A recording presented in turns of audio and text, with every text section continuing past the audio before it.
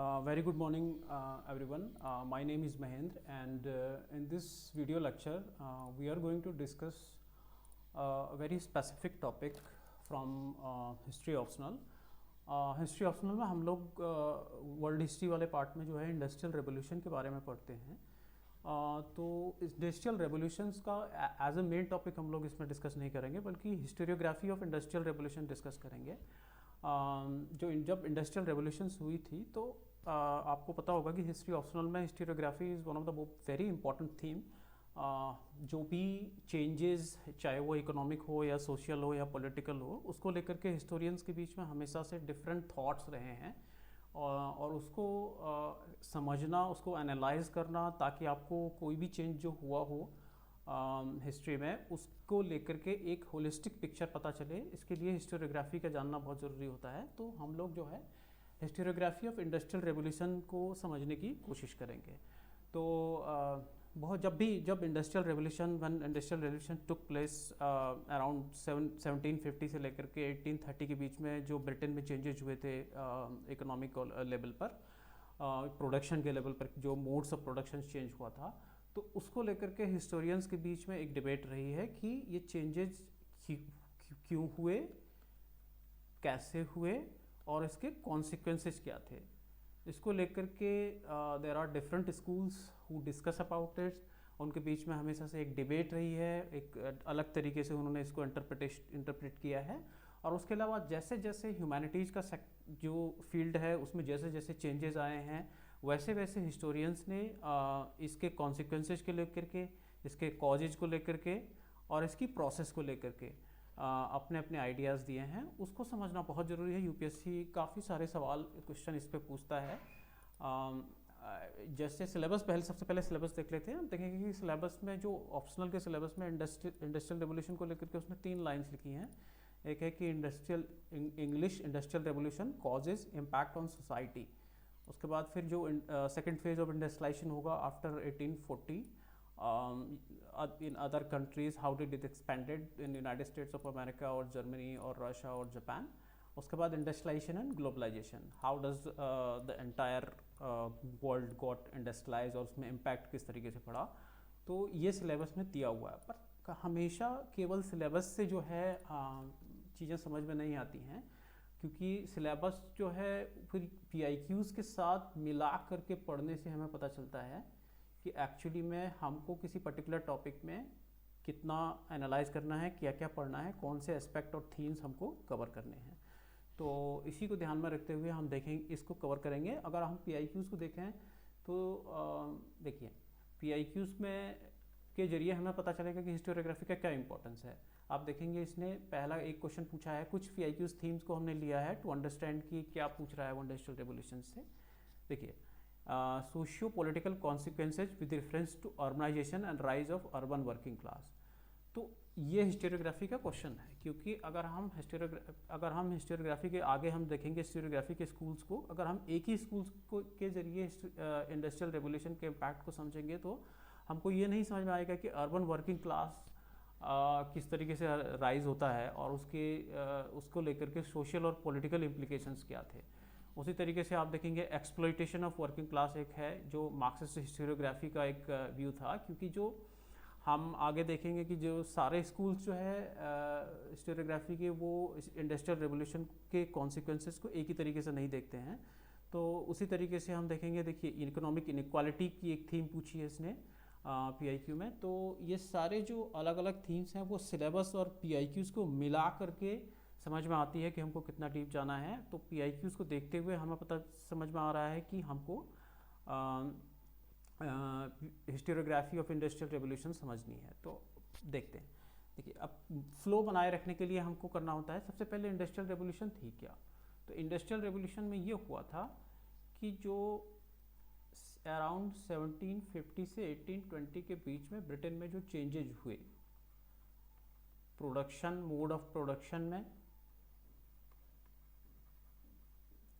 Production के अलावा जो टेक्नोलॉजिकल इनोवेशंस हुए थे और जो ट्रांसपोर्टेशन के लेवल पर चेंजेस हुए थे। तो मोड ऑफ प्रोडक्शंस जो है वो हैंडीक्राफ्ट से मशीन प्रोडक्शन में कन्वर्ट होता है। मशीन प्रोडक्शन में कन्वर्ट होता है।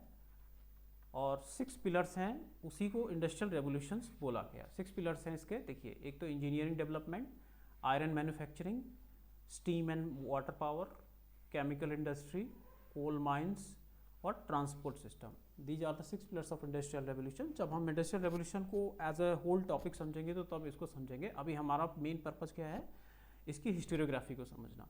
तो इंडस्ट्रियल रेवोल्यूशन का मतलब क्या है, rapid economic and technological transformation which led to the machine based production in Britain, उसको बोला गया इंडस्ट्रियल रेवोल्यूशन। अब इंडस्ट्रियल रेवोल्यूशन हुई तो कभी भी कोई इकोनॉमिक चेंज होता है तो वो केवल इकोनॉमी के सेक्टर तक, इकोनॉमिक चेंज जो होता है वो इकोनॉमिक सेक्टर तक लिमिट नहीं होता है, उसके सोशल इम्प्लीकेशंस होते हैं, उसके पॉलिटिकल इम्प्लीकेशंस होते हैं। Since our world is integrated and globalised, तो उसके ग्लोबल लेवल पर इम्प्लीकेशंस होते हैं। तो इसी वजह से इन सारे पर्सपेक्टिव से हम किसी भी चेंजेस को देखते हैं। तो सेम वे हम इंडस्ट्रियल रेवोल्यूशन को उसी तरीके से समझने की कोशिश करेंगे। और वो उसमें हिस्टोरियोग्राफी का बहुत रोल होता है, क्योंकि हर हिस्टोरियंस क्या होता है कि अपने तरीके से चीज़ों को समझने की और एक्सप्लेन करने की कोशिश करता है। उसके पीछे बहुत सारे रीजंस होते हैं। वो हम कोई भी चेंजेस को अलग अलग वेंटेज पॉइंट से देखते हैं। उस वेंटेज पॉइंट, अलग अलग वेंटेज पॉइंट से देखने की वजह से किसी भी पर्टिकुलर चेंजेस को लेकर के हर किसी के अलग अलग थॉट्स हो जाते हैं। और इसकी वजह से क्या होता है, किसी एक ही स्कूल को के जरिए अगर हम हिस्ट्री को एक्सप्लेन करने की कोशिश करते हैं तो हमारे पास एक होलिस्टिक पिक्चर नहीं आती है। तो जिसकी वजह से हिस्ट्री ऑप्शनल में हिस्टोरियोग्राफी को समझना बहुत ज़रूरी है। अब पहले थोड़ा सा हम फ्लो बनाने के लिए समझ लेते हैं कि हिस्टोरियोग्राफी का मतलब क्या है। देखिए, हिस्ट्री क्या है कि व्हाट एक्चुअली हैपन्ड, कोई भी चेंज, कोई किसी भी इकोनॉमिकली, पॉलिटिकली, सोशली या कल्चरली जो कुछ भी होता है वो हिस्ट्री है। लेकिन उसको हिस्टोरियंस किस तरीके से एक्सप्लेन करेगा, किस तरीके से इंटरप्रेट करेगा और किस तरीके से डिबेट और रिटर्न करेगा उन सारे इवेंट्स को, उसको हम हिस्टोरियोग्राफी बोलते हैं। कि कोई भी हिस्टोरियंस हो सकता है, मान लीजिए कि कोई पर्टिकुलर चेंज हुआ तो उसको वो इकोनॉमिक पॉइंट ऑफ व्यू से देख रहा है, उसके कॉन्सिक्वेंसेस को वो किसी पर्टिकुलर सोशल क्लास के पॉइंट ऑफ व्यू से देख रहा है। तो इसकी वजह से क्या होता है कि उसका एक पर्टिकुलर थॉट बन जाता है किसी पर्टिकुलर हिस्टोरिकल इवेंट को लेकर के। तो अब हिस्टोरियोग्राफी क्या होती है, वो सिस्टमैटिक तरीके से हमें अंडरस्टैंड करने के लिए करने में हेल्प करती है कि वो कौन से फैक्टर्स थे जिनकी वजह से कोई पर्टिकुलर चेंज हुआ और उसके क्या कॉन्सिक्वेंसेस हुए। तो जब तक हम सारे स्कूल्स को, अलग अलग स्कूल्स को नहीं समझते हैं तब तक हमें उस पर्टिकुलर चेंज को लेकर के एक होलिस्टिक पिक्चर नहीं मिल पाता है। तो होलिस्टिक पिक्चर्स जानने के लिए ज़रूरी है कि हम सारे हिस्टोरियोग्राफी के स्कूल्स को जानें। अब इसमें एक और फैक्टर इम्पॉर्टेंट होता है कि हमारा जो ह्यूमैनिटीज़ की स्टडीज़ का फील्ड है वो कंटिन्यूसली चेंज होता रहता है। तो उसमें नए नए स्कूल्स जुड़ते रहते हैं। और आपको पता होगा कि history is basically also a conversation between past and present. तो जब भी प्रेजेंट में कोई चीज़ होती है तो वो हिस्ट्री की, हमारे हिस्ट्री को लेकर के जो थॉट्स हैं उसको इम्पैक्ट करती है। तो हम एक दूसरे तरीके से, नए सिरे से, दूसरे वेंटेज पॉइंट से उस पर्टिकुलर हिस्टोरिकल फिनोमेना को देखने की कोशिश करते हैं। इसका एक एग्जांपल लीजिए, जैसे पिछले 4-5 डेकेड में वुमेन इश्यूज़ को लेकर के हमारी कॉन्शियसनेस चेंज हुई है। तो हिस्ट्री में भी हम जो फेमिनिस्ट हिस्टोरियंस होंगे या फेमिनिस्ट सोशियोलॉजिस्ट होंगे, वो दोबारा से देखने की कोशिश करेंगे हमारे थॉट्स को चेंज करने के लिए कि what was the role of women, what was the situation of women in the past. उसी तरीके से जो सबल्टर्न हिस्टोरियंस हैं वो सोसाइटी के लोअर स्टार्टा की क्या सिचुएशंस थी। तो हमेशा हिस्ट्री को देखने का तरीका कंटिन्यूसली इवॉल्व होता रहता है। अब ये मैटर क्यों करता है, मतलब इसका क्या इम्पोर्टेंस है जो हम जब सिविल सर्विसेज में हिस्ट्री ऑप्शनल लेते हैं तो ये यूपीएससी में क्यों मैटर करता है। ये बहुत ज़्यादा मैटर करता है कि मतलब 60 से 70 मार्क्स का डिफरेंस आ जाता है अगर आप बहुत अच्छा हिस्टोरियोग्राफी के जरिए एक्सप्लेन करते हैं क्वेश्चंस को। पहला इंपॉर्टेंट पॉइंट होता है critical analysis. Critical critically examine करने की जो कैपेबिलिटी है वो एस्पायरेंट्स के लिए बहुत इंपॉर्टेंट है। कि मान लीजिए कि कोई पर्टिकुलर तरीके से उसने क्वेश्चन पूछा है कोई, तो वो उसको उसकी कुछ लिमिटेशंस होंगी। जैसे मान लीजिए कि इंडस्ट्रियल रेवोल्यूशंस में ही वो पूछता है कि इंडस्ट्रियल रेवोल्यूशंस की वजह से लोगों की क्वालिटी ऑफ लाइफ या स्टैंडर्ड ऑफ लिविंग में बहुत पॉजिटिव चेंज आया, लेकिन उसके कुछ लिमिटेशंस होंगे। तो अगर आप हिस्टोरियोग्राफी के सारे स्कूल्स को जानते हैं कि किसी पर्टिकुलर स्कूल ऑफ हिस्टोरियोग्राफी ने ऐसा बोला था कि लिविंग स्टैंडर्ड में बहुत अच्छा पॉजिटिव चेंज आया, तो लेकिन अगर उसके कुछ डाउनसाइड्स भी होंगे, कुछ नेगेटिव इम्पैक्ट भी होंगे, तभी जाकर के आप उसको क्रिटिकली एनालाइज कर पाएंगे। हिस्टोरियोग्राफी आपको मल्टीपल पर्सपेक्टिव अवेलेबल कराती है ना। कोई भी, मैंने जैसे अभी थोड़ी देर पहले बोला कि कोई भी इकोनॉमिक चेंज होता है या टेक्नोलॉजिकल चेंज होता है तो उसके सोशल इम्प्लीकेशंस होते हैं, कल्चरल इम्प्लीकेशंस होते हैं, पॉलिटिकल इम्प्लीकेशंस होते हैं या ग्लोबल इम्प्लीकेशंस होते हैं। तो सारे पर्सपेक्टिव्स को जानना बहुत ज़्यादा ज़रूरी होता है ताकि आप एक कॉम्प्रिहेंसिव अंडरस्टैंडिंग डेवलप कर सको। तो जब आप क्रिटिकली एनालाइज कर पाओगे मल्टीपल पर्सपेक्टिव के जरिए, तभी जा कर के आपके पास उस पर्टिकुलर टॉपिक की एक कॉम्प्रिहेंसिव अंडरस्टैंडिंग होगी, जो कि बहुत ज़्यादा ज़रूरी है यूपीएससी के आंसर्स के लिए। तो ये हिस्टोरियोग्राफी इस सेंस में मैटर करती है। तो हम अब मेन टॉपिक पे आते हैं, which is school of historiography. 6 schools हैं इंडस्ट्रियल रेवोल्यूशन में अभी तक। ओके, सो होता क्या है कि हिस्टोरियोग्राफी में स्कूल्स को डिवाइड कैटेगराइज करना थोड़ा सा डिफिकल्ट होता है, क्योंकि कई बार क्या होते हैं कि दो से ज़्यादा स्कूल्स ऑफ हिस्टोरियोग्राफी एक दूसरे को के साथ ओवरलैप करते हैं। जैसे अभी हम समझेंगे सोशल हिस्टोरियोग्राफी और जेंडर हिस्टोरियोग्राफी एक दूसरे को ओवरलैप करेंगे। एनवायरमेंटल हिस्टोरियोग्राफी कभी कभी जो है जेंडर हिस्टोरियोग्राफी के साथ ओवरलैप करती है। लेकिन समझने के लिए to understand to bring the clarity, क्योंकि कभी कभी यूपीएससी अलग अलग उससे क्वेश्चन पूछ सकता है, तो हमने इंडस्ट्रियल रेवोल्यूशन की हिस्टोरियोग्राफी को मोटे तौर पर 6 और 7 स्कूल्स में डिवाइड किया है। तो क्लासिकल स्कूल्स है जिनको ऑप्टिमिस्टिक या इकोनॉमिक हिस्टोरियंस भी बोला गया, मार्क्सिस्ट हिस्टोरियोग्राफी है, सोशल हिस्टोरियोग्राफी है, रिविजनिस्ट स्कूल ऑफ हिस्टोरियोग्राफी है, उसके बाद जेंडर हिस्टोरियोग्राफी है, एंड देन एनवायरमेंटल हिस्टोरियोग्राफी है, और उसके बाद फिर ग्लोबल और कंपैरेटिव अप्रोच की हिस्टोरियोग्राफी है। अगर हम इन सारे स्कूल्स के जरिए इंडस्ट्रियल रेवोल्यूशंस की कॉजेज को, उसके प्रोसेस को और उसके कॉन्सिक्वेंसेज को, इन तीनों चीज़ों को अगर हम इन 7 पर्सपेक्टिव से देखेंगे तो तब जा करके हमें इंडस्ट्रियल रेवोल्यूशंस को लेकर के मल्टीपल पर्सपेक्टिव मिलेंगे। Why did this happen, how did this happen, and what were the consequences. तो इन 3 चीज़ों को अगर हम अलग अलग स्कूल के जरिए समझेंगे तो we will get the holistic picture. तब हमारा जो आंसर है उसमें एनालिटिकल एबिलिटी आएगी और वो आंसर कंप्लीट होगा। Let's move to the first school. तो क्लासिकल स्कूल जो था, जिसको ऑप्टिमिस्टिक स्कूल भी बोला गया था, this was the first school of historiography regarding the industrial revolution. इनको ऑप्टिमिस्ट हिस्टोरियंस भी बोला गया, ऑप्टिमिस्ट हिस्टोरियन। तो इन्होंने जो है सबसे पहले जो इंडस्ट्रियल रेवोल्यूशंस हुई थी उसको लेकर के कुछ थॉट किए थे। इसमें कुछ इंपॉर्टेंट हिस्टोरियंस हैं, कभी कभी नाम मेंशन करना भी ज़रूरी होता है आंसर्स में। सर जॉन क्लैम्फेम और टी.एस. हस्टन बहुत ही पॉपुलर नेम हैं। तो इन्होंने जो है जो इंडस्ट्रियल रेवोल्यूशंस थी उसको एक पॉजिटिव इकोनॉमिक ट्रांसफॉर्मेशन के रूप में देखा, यानी कि उन्होंने सोशल पर्सपेक्टिव को ना फोकस करते हुए इकोनॉमिक ट्रांसफॉर्मेशन पर ज़्यादा फोकस किया। इसीलिए कभी कभी क्लासिकल हिस्टोरियंस को इकोनॉमिक हिस्टोरियंस भी बोल दिया जाता है, और बहुत पॉजिटिव जो है कॉन्सिक्वेंसेस, पॉजिटिव फिनोमेना के रूप में देखा। जैसे कि उन्होंने बोला कि इसकी वजह से नेशनल वेल्थ में इंक्रीमेंट हुआ, नेशनल वेल्थ इंक्रीज हुई, अर्बनाइजेशन हुआ और क्वालिटी ऑफ स्टैंडर्ड बेटर हुआ।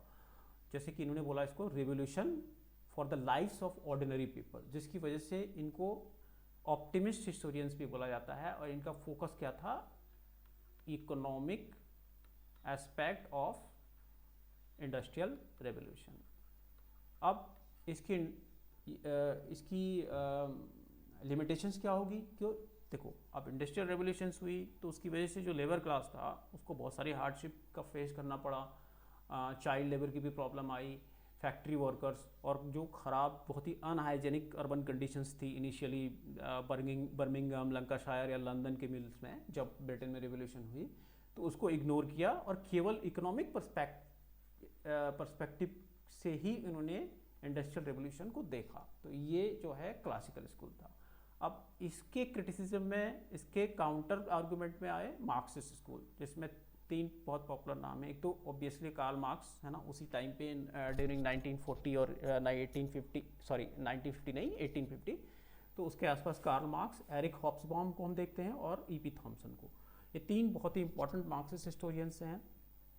अब ये मार्क्सिस्ट जो स्कूल है वो हिस्ट्री को कैसे देखता है, उनका जो तरीका क्या है, तो वो हमेशा ये दो मान के चलते हैं कि जो इकोनॉमिक फैक्टर्स हैं, या to be more specific mode of production, उसको वो सुपर स्ट्रक्चर या सबसे इंपॉर्टेंट स्ट्रक्चर मानते हैं। और ये मानते हैं कि जो मोड ऑफ प्रोडक्शन पे जो क्लास कंट्रोल करता है वही सोशल एंड पॉलिटिकल फैक्टर्स को कंट्रोल करता है। तो इस पॉइंट ऑफ व्यू से उन्होंने देखा, और इंडस्ट्रियल रेवोल्यूशंस को उन्होंने ये देखा कि जो इंडस्ट्रियल रेवोल्यूशन है वो it's a triumph of capitalist bourgeoisie, जिन्होंने वर्किंग क्लास प्रोलेटेरिएट्स के एक्सप्लॉइटेशन पर इन्होंने इस पे फोकस किया। बाद में हम देखेंगे कि ये क्लास कॉन्फ्लिक्ट पे फोकस करेंगे। इनका कहने का ये था कि किस तरीके से इंडस्ट्रियल रेवोल्यूशंस जो है कैपिटलिज्म और इंपीरियलिज्म का पीक है, इसकी वजह से जो है क्लास स्ट्रगल होगा, और क्लास स्ट्रगल से हमको पता है कि मार्क्सिज्म में किस तरीके से रेवोल्यूशन की कॉन्सेप्ट आती है, क्योंकि according to the Marxism capitalism के बाद अगला फेज जो है सोशलिज्म का आता है, फ्यूडलिज्म, कैपिटलिज्म और उसके बाद सोशलिज्म। तो इस तरीके से इन्होंने जो है ये एक मार्क्सिज्म का एक था कि इंडस्ट्रियल रेवोल्यूशन की वजह से जो क्लास चेंज हुआ है उसमें एक कैपिटलिस्ट क्लास आ गया, एक मिडिल क्लास है और एक प्रोलेटेरिएट है, यानी कि जो कॉमन लोग हैं, यानी कि जो लेबरर्स हैं। तो क्लास जो सोसाइटी है वो इस तरीके से डिवाइड हो गई है, और जो कैपिटलिस्ट हैं वो प्रोलेटेरिएट्स का एक्सप्लॉइटेशन कर रहे हैं। इस तरीके से इन्होंने साइड किया जितने भी, और बाकी इन्होंने इनके जो लॉजिक थे कि किस तरीके से स्टैंडर्ड ऑफ लिविंग इंक्रीज हुई है, क्लासिकल स्कूल ने जो बोला था, इसका काउंटर आर्गुमेंट दिए कि किस तरीके से ख़राब वर्किंग कंडीशंस हैं अर्बन सेंटर्स में, और इसकी वजह से प्रोलेटेरिएट्स का या लेबरर्स का एक्सप्लॉइटेशन हो रहा है। तो ये दो इनिशियल स्कूल थे। अब आगे फिर इसमें और चेंजेस आएंगे। हाँ, देखिए मार्क्सिस्ट ने किस तरीके से देखा, जो उन्होंने बोला कि इंडस्ट्रियल रेवोल्यूशंस ने जो पहले का एक डिवीजन था four strata of society feudalism के टाइम पे, इसमें ऊपर एक जो है नोबल क्लास होता था, फिर प्रीस्ट क्लास होता था, फिर उसके नीचे लॉर्ड्स फ्यूडल्स होते थे लोअर लेवल के, और उसके नीचे जो है कॉमन लोग होते थे पेजेंट्स वगैरह। ये डिवाइड होकर के तीन क्लास में डिवाइड हो गया है। इसमें बुर्गीज हैं, जो बुर्जुआ वर्ग है, जो जिसमें मर्चेंट, बैंकर्स और फैक्ट्री ओनर्स हैं, यानी कि जो मोड्स ऑफ प्रोडक्शंस पे कंट्रोल कर रहे हैं। उसके बाद एक मिडिल क्लास है, जब अर्बन सेंटर्स आया तो वहाँ पे नए टाइप के प्रोफेशंस निकल के आए, इंजीनियरिंग है, मैनेजर्स हैं, डॉक्टर्स हैं, टीचर्स हैं, और सबसे नीचे जो है प्रोलेटेरिएट्स हैं जो वेज अर्निंग लेबरर्स हैं।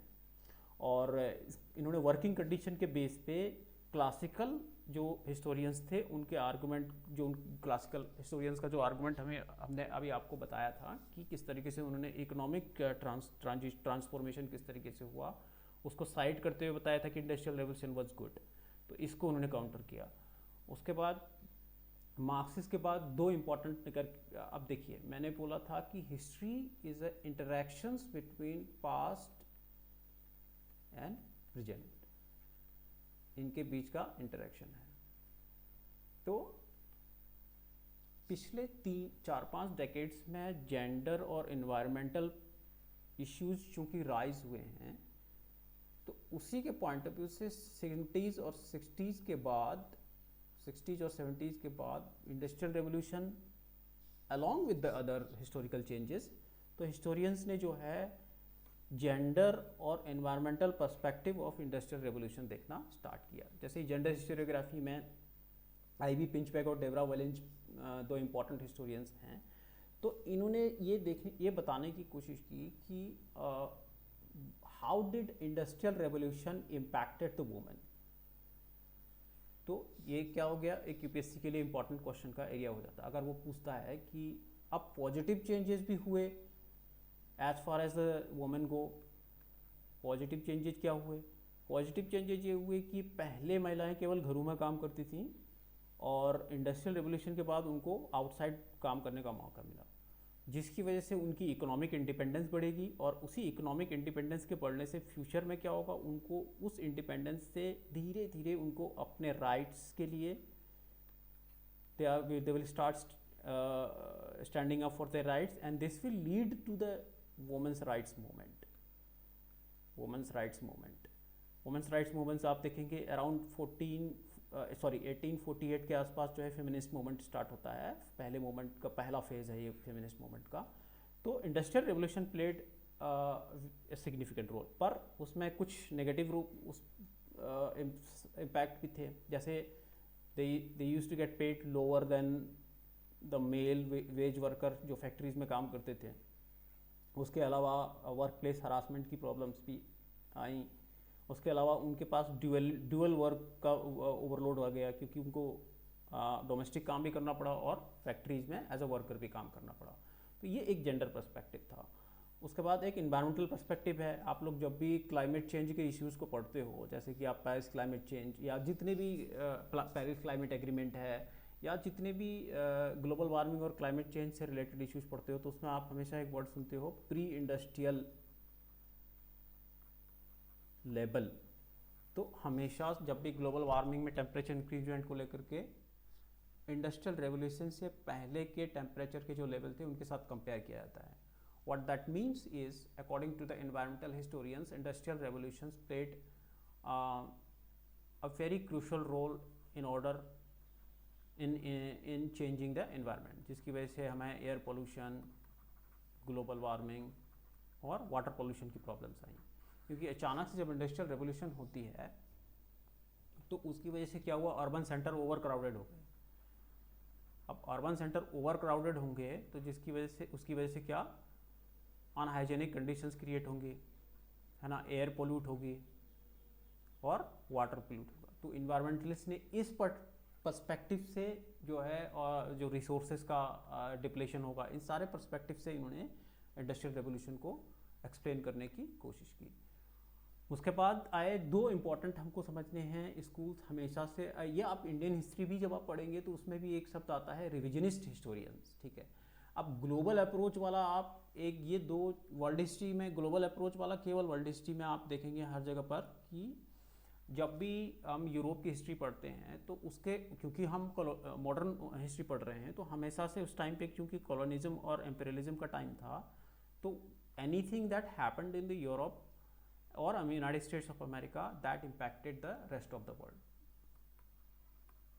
है ना। जैसे अगर इंडस्ट्रियल रेवोल्यूशन हो रही है तो कॉलोनिज्म का उसमें बड़ा रोल है, because Britain controls most of the world. तो उन कॉलोनीज़ को मार्केट के रूप में यूज़ करके इंडस्ट्रियल रेवोल्यूशन का लेवरेज, मतलब वो कॉलोनीज़ का लेवरेज ले रहा है एज अ मार्केट, और वहाँ से उसको रॉ रिसोर्सेज भी मिल रहे हैं। तो ग्लोबल अप्रोच इस तरीके की है कि how does the colonies got impacted because of industrial revolution and how does the colony supported Britain's industrial revolution। एक तो ये पर्सपेक्टिव है। एक ये भी है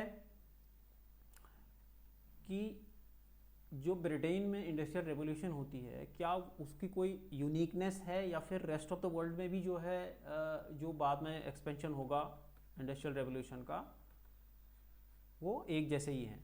मतलब कंपैरेटिव अप्रोच अपनाई जाएगी कि जो इंडस्ट्रियल रेवोल्यूशन दुनिया के अलग अलग उसमें हुई। रिविजनिस्ट स्कूल अपने आप में कोई अलग तरीके से एक्सप्लेन नहीं करता है चीज़ों को, वो केवल पीछे के किसी पर्टिकुलर हिस्टोरियंस ने जो भी बोला हो, कोई पर्टिकुलर थॉट दिया हो, उसको रिवाइज करता है। जैसे कि हमने शुरू में पहले स्कूल में क्लासिकल स्कूल ऑफ हिस्टोरियंस पढ़ा था, तो उन्होंने उसको बोला था कि it was a sudden change, the industrial revolution was a sudden change, उसको रेवोल्यूशन बोला गया। तो रिविजनिस्ट उसको क्वेश्चन करेंगे क्या हम इसको रेवोल्यूशन बोलें, should we call it revolution. अब यूपीएससी क्वेश्चन पूछता है कि to what extent we should call British English industrial revolution a revolution. तो इस तरीके से वो क्वेश्चन कर, critically examine the word used in industrial revolution. तो रिविजनिस्ट स्कूल क्या करेंगे, इसमें एक निकोलस क्राफ्ट और निक हेरले इंपॉर्टेंट हैं। उसके अलावा और भी जितने भी पहले के किसी हिस्टोरियंस ने किसी पर्टिकुलर हिस्टोरिकल चेंज को लेकर के कोई भी पर्टिकुलर थॉट दिया हो, तो उसको जब ये क्रिटिकली इवेल्युएट करते हैं और अपने काउंटर आर्गूमेंट देते हैं, तो बेसिकली वो रिवाइज कर रहे होते हैं। यही चीज़ हम देखेंगे इंडियन हिस्ट्री में भी बहुत सारे डिफरेंट एस्पेक्ट्स हम पढ़ेंगे, अलग अलग चेंजेस पढ़ेंगे, अलग अलग इवेंट्स पढ़ेंगे, तो उसमें देखेंगे रिविजनिस्ट हिस्टोरियंस है। जैसे इंडिया में early medieval history, early medieval India में हम लोगों को एक स्कूल देखने को मिलता है जिसको हम रिविजनिस्ट बोलते हैं। तो वो मार्क्सिस्ट स्कूल ने जो भी थॉट्स दिए हैं उसको क्वेश्चन करते हैं, उसका क्रिटिकल इवेल्युएशन करते हैं।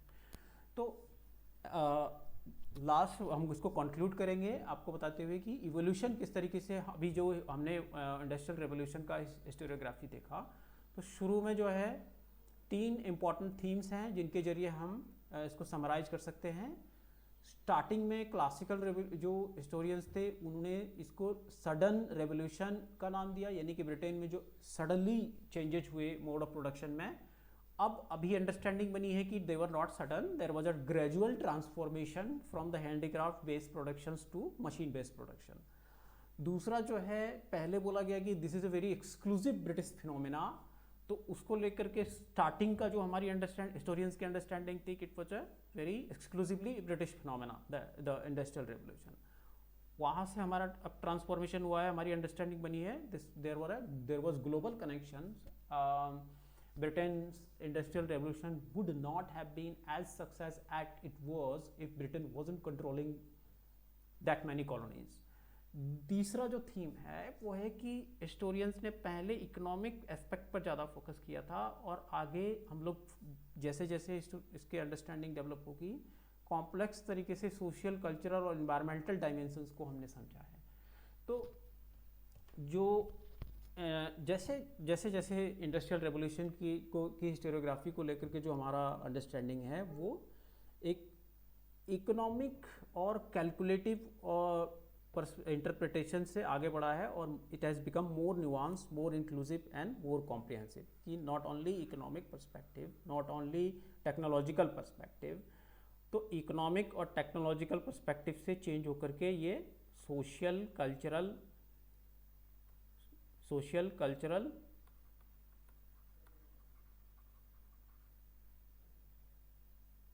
और इन्वायरमेंटल पर्सपेक्टिव, यही चीज़ हमको हिस्टोरियोग्राफी में देखने को मिलेगी। हम जब भी आगे भी हिस्टोरियोग्राफी को समझना बहुत ज़रूरी है यूपीएससी के पॉइंट ऑफ व्यू से क्वेश्चंस को डील करने के लिए।